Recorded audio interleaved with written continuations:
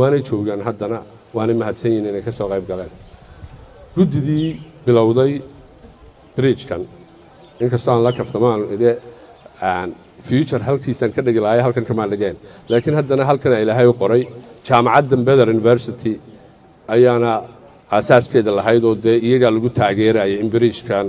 uu magaalada isku xidho jaamacadda iyo magaalada hoose ee caasimadda Hargeysa iyo hay'adda wadooyinka ee Somaliland ay gacan dhaqaale ka geysteen